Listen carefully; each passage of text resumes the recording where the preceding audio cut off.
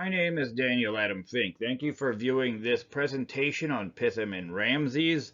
At the bottom of this slide you can see the first ever complete maps of the Exodus. In this particular presentation I will be explaining the true meaning of Pithom and Raamses. What are Pithom and Raamses? We have all had this question. The answer: the names are houses of worship. They are also cities, but most importantly, they are districts. In parentheses, you see the word Kremlin. At the risk of losing you right at the beginning with humor, bear in mind, this humor is relevant. In the song by the Bangles, Walk Like an Egyptian, they sing Call the Kremlin. And we all know when we hear Call the Kremlin that this does not mean a building or a complex or even a city. It means the government of Russia. Likewise, Pithom and Raamses mean more than just the buildings themselves. At the bottom left, we have the location of Pithom. P is house. Atum is the sun deity of Egypt. So this is the house of the sun god. The bottom left, you see an obelisk which still stands in this area. Next to that, you see location, 6 kilometers west of Cairo. So Heliopolis was the sun city, the city dedicated to the worship of the sun, and Atum, directly next to Cairo. This was the sacred capital of Egypt. To the right, P. Raamses, the house of Raamses.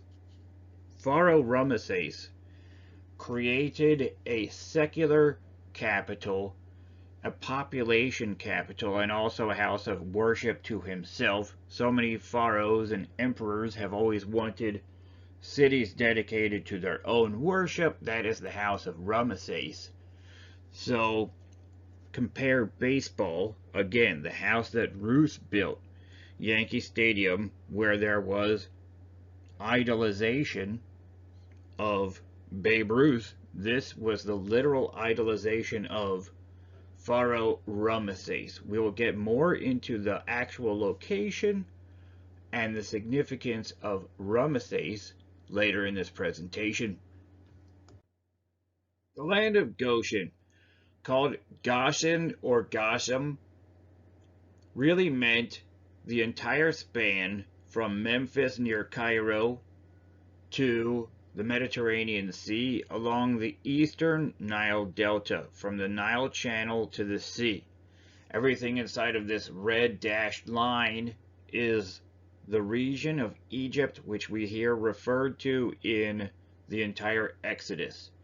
So, at the bottom left of this red shape, we have Greater Cairo, that's the district of Pithom. In the middle, we have Raamses, multiple cities of Goshen.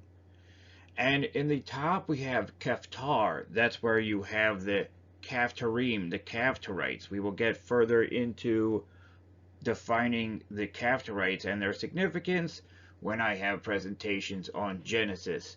But this particular region not only was the most populated region of Egypt during this era of biblical history, it also is the place of origin for the Exodus Hebrews, and this was the district which was heavily populated by Asiatic people. That's the Hebrews, who entered and exited Egypt over a 430-year span.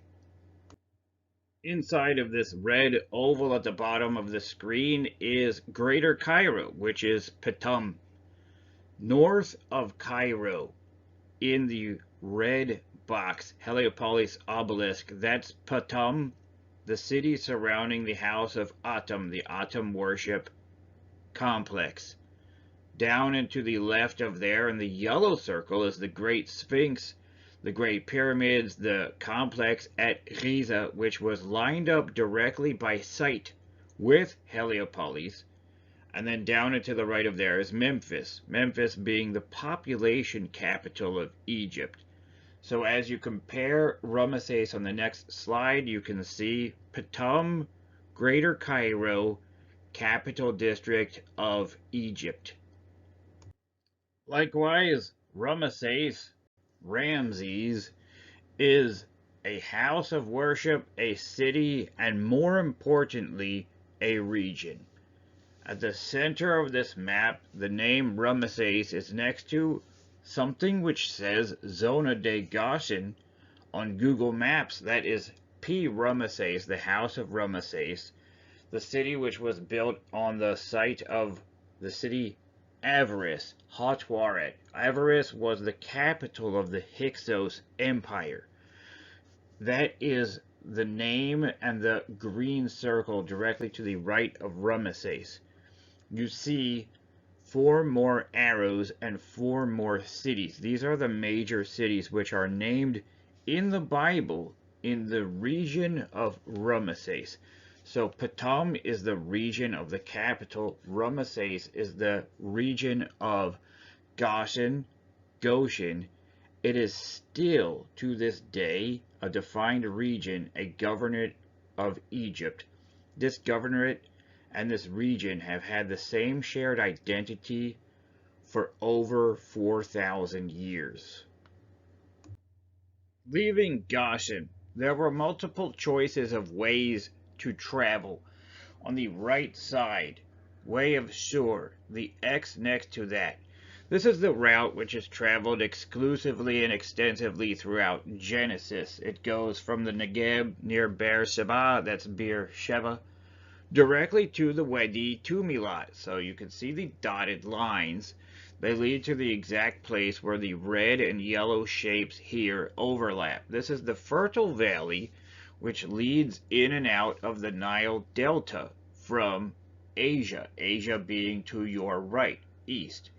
As we know, this is not the way traveled in the Exodus. Above Way of Shur, we have Way of the Philistines, Ways of Horus. Again, the Bible directly states explicitly this is not the way traveled. So this is the way along the Mediterranean, which would lead from the Nile Delta to Philistia and on into Asia. Again, we are explicitly told this is not the way of travel. So from the red shape at the center, Goshen, see inside the yellow shape at the very center of your screen, 2 white dots from Google Maps. These are Tel Mascuta and Tel Rataba. These are only stations within Sukkot. This is just a way in and out of Goshen. There have been theorists trying to explain how these small way stations, which did not exist during the historical period we are discussing of the Exodus, them being Pithom and Raamses, and trying to explain how 600,000 men, as well as more, are supposed to be departing from way stations you have never heard of. This has never made sense, has never passed the smell test. And besides, we already know that the house of Atum is Heliopolis and that the house of Raamses is Avaris, where we see Zona de Goshen. We do know this yellow shape leading from the Wadi Tumilat along what is now the Suez Canal to Suez and beyond is, without any shadow of a doubt, the way traveled by the biblical Hebrews.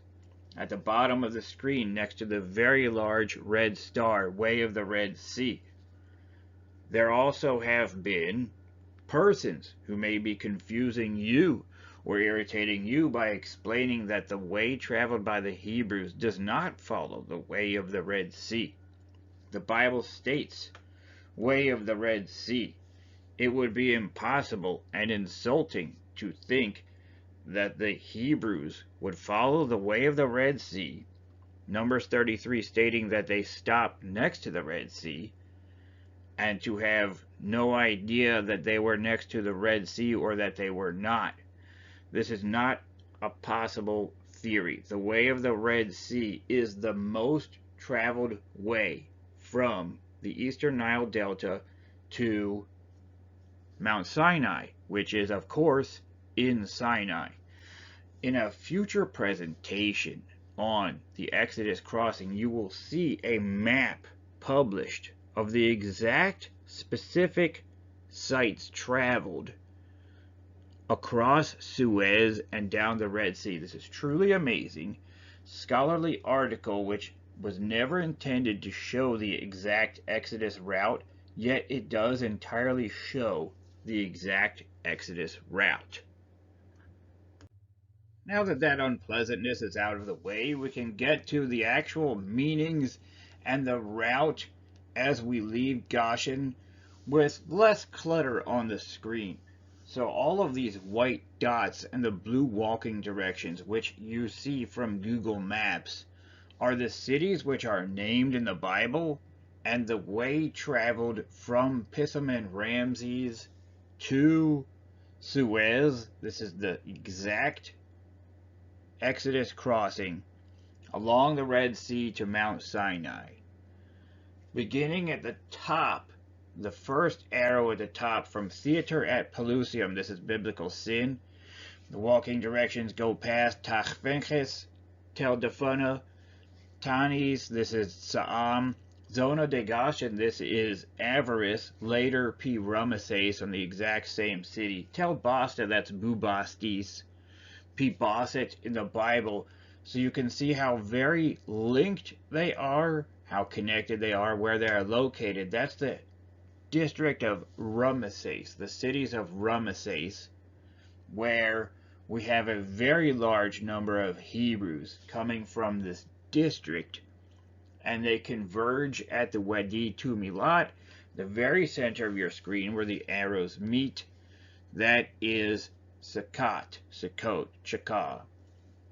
Bottom, toward the left, Memphis, biblical Maf, Naf. Heliopolis, this is on Beit Shemesh, Pithom. Those peoples leaving the district of Pithom, you can see how very simple and how interconnected are these walking directions which converge to the center of the screen, Wadi Tumilat, Sukkot. The arrow then goes along the Bitter Lakes. This is now where the Suez Canal is located.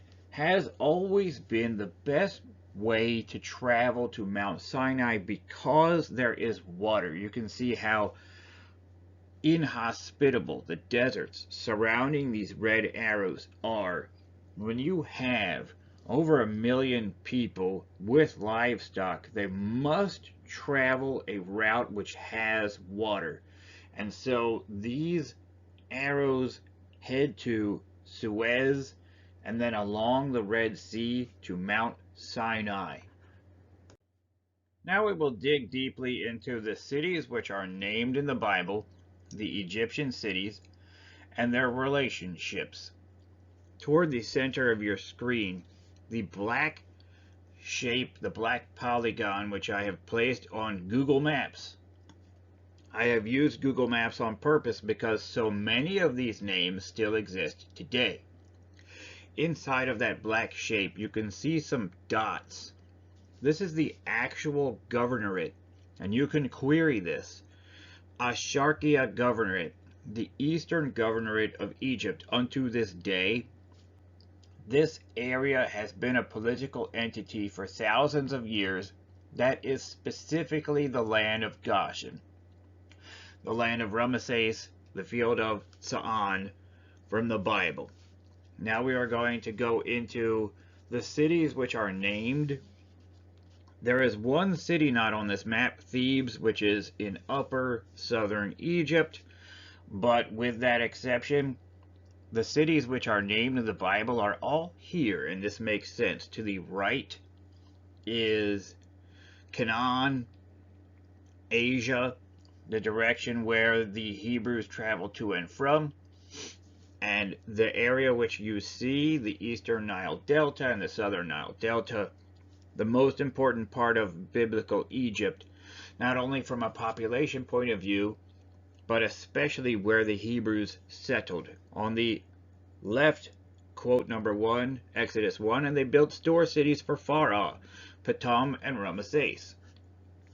Red circle, Pithom, Heliopolis, directly outside of Cairo, there is your district of Pithom, Raamses. Up and to the right of there, the city which has a three-zona de Goshen, that is the house of Raamses. Exodus 12, and the sons of Yashar'el journeyed from Raamses to Sukkot. Yashar is righteous, El is deity, so Israel became Yisrael over a period of time from the word Yashar-El. Sukkot being at the very center of your screen, the Wadi Tumilat. So you can see on this particular map from Google Maps, where is green? That is the green which leads from the Nile Delta to what is now the Suez Canal.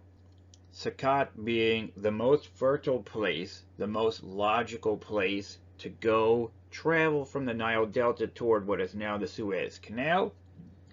From there down to Suez and to Mount Sinai. It's also by far the very most direct route from Avaris, which is now Tel Dab'a, to Mount Sinai, nearly straight as an arrow as the crow flies. Psalms 78:12. Before their fathers he did wonders in the land of Egypt, the field of Sa'an. So back to the black shape. North of Raamses we have city number 4, Sa'an, that's Tanis. The land of Goshen in Psalms is referred to as the field of Sa'an. Why? Psalms is a much later tradition.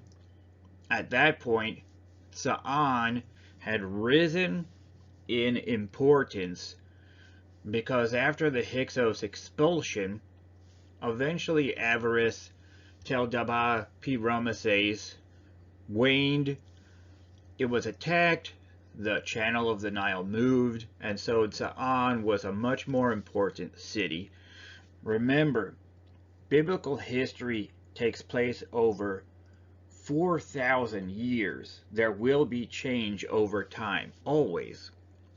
Next, Yahu, Jeremiah 44, the word that came to Yahu concerning all the Jews that dwelt in the land of Egypt, that dwelt in Migdol, and in Tachphenches, and in Noph, in the land of Patros, saying. So, keeping in mind the change of important centers over time, back to the Raamses shape, 3 being P. Raamses, 4 being Sa'an, 5 is Tachphenches, that is Tel Dafana.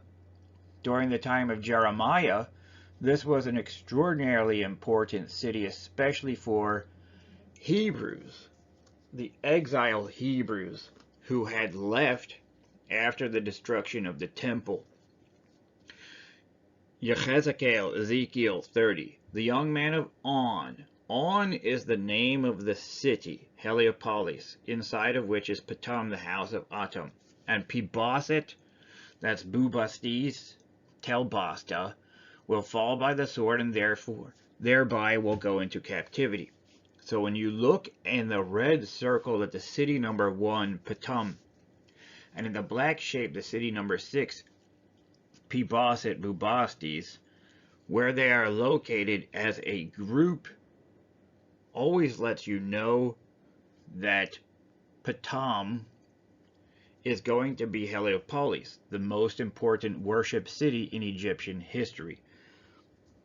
The Bible is never going to exclude the sacred capital of all Egypt, especially when you consider how many Hebrews dwelt in this city. Yechezkel, Ezekiel 30, and I pour my wrath upon sin. This is Pelusium. Of all the cities, the one at the top right, city number 7, the bulwark of Egypt, and I meet the multitude of Thebes.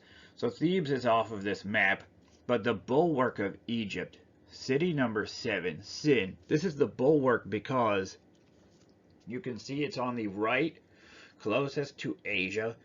It's north, directly next to the Mediterranean. Any attackers who would try to conquer Egypt from the Mediterranean or from Asia, the first city of defense would be Sin, Pelusium. Here we have proof positive that Raamses is the land of Goshen, the field of Sa'an. Many biblical researchers have already understood that this is the case. There is some resistance from people who are trying to establish two places in Sakkot as being Pithom and Raamses. The problem is they are not major cities. They were never the capitals of the Hyksos. They were way stations. They did not exist during this time frame, and it also ignores the Bible, which is always a bad idea when solving the Bible to ignore the Bible. I know that sounds obvious, yet it happens so much. So let's regard the Bible. Go to the left to the quotes. Psalms 78. This is how you know that Sa'an is Goshen. And they forgot his deeds and the wonders which he had shown. Before their fathers he did wonders in the land of Egypt, the field of Sa'an. That is the green area, all of the green of the Sharkia governorate, which you see within the black shape, the field of Sa'an. He clove the sea and made them to cross over, and the water stood like a wall. So this is referring directly to the Exodus, referring to the region where the Hebrews came from as the field of Sa'an. So at that point you know that is the land of Goshen. You also know that leaving Raamses does not mean one city or one spot, Raamses, because here it's called the field of Sa'an. These are two different cities. Genesis 47. The land of Egypt is open before you. Settle your father and your brothers in the best part of the land. Let them stay in the region of Goshen. So here we know that the field of Sa'an is Goshen. And if you know some men of ability among them, put them in charge of my livestock. So we have established that Sa'an is Goshen, which it is. Same chapter, very few verses later. Genesis 47:6, Genesis 47:11, and Joseph settled his father and his brothers, giving them possession of the land of Egypt in the best ground of the land of Raamses, as Pharaoh had commanded. So the land of Goshen that Pharaoh had commanded just 5 verses earlier is the land of Raamses. That's correct. That is that region. That is the field of Sa'an. They are all identical, and they are analogous today to the present Asharkia governorate. West Asia, North Africa, biblical lands are the most traditional places on earth. Here on this slide we see multiple sources and multiple explanations of the temple and city at Heliopolis being the one and only Pithom. There are more. Everything in the Bible always has more evidence. Thank you for viewing and now understanding this presentation. Pithom and Raamses really means the Hebrews departing Egypt for Canaan. So Pithom, as you can see in this mouth on the left, the city of On, Beit Shemesh. Beit is house of, Shemesh is the sun. Heliopolis is sun city. This is the place where the sun was worshipped, the most important sun worship city in human history. Multiple places in the remainder of the Bible and throughout the biblical world were named after this city. South of Pithom, these are the yellow boxes on the left. On either side of Cairo is Memphis, the great population center and capital where the Nile River meets the Nile Delta. So Pithom really means the Egyptian capital district where the Nile River meets the Nile Delta. Then the red boxes, the map on the left, that is the land of Raamses, the land of Raamses, the land of Goshen, the field of Sa'an, which is Tanis. So when you look at these cities, the red being Raamses, the yellow being Pithom, and then you see the fertile valley at the very center of the map on the left, that's Sakkot. It shows you exactly what the Bible means. How do you have 1 million or more persons leave one city in the Bronze Age? It's a trick question. You don't. They're coming from this entire region. That's a migration of people from an entire region, especially when you regard the fact that they are shepherds, they are merchants, these are migratory people. There's not 1 million or more persons within one city in this entire era of human history, but there is 1 million or more people located within the entire region of Pithom and Raamses. I will be explaining the Exodus crossing in my next video. Thank you for viewing this tutorial. My name is Daniel Adam Fink. I do have the entire map of Genesis and the Exodus route completed. I do know where multiple Chalcolithic and Bronze Age cities are. And I do know genetic evidence of an extraordinarily important migration event in human history. Please notify other people of these videos in which I will be explaining for the first time in over 2,000 years the biblical Exodus. Thank you. Shalom, Chaverim.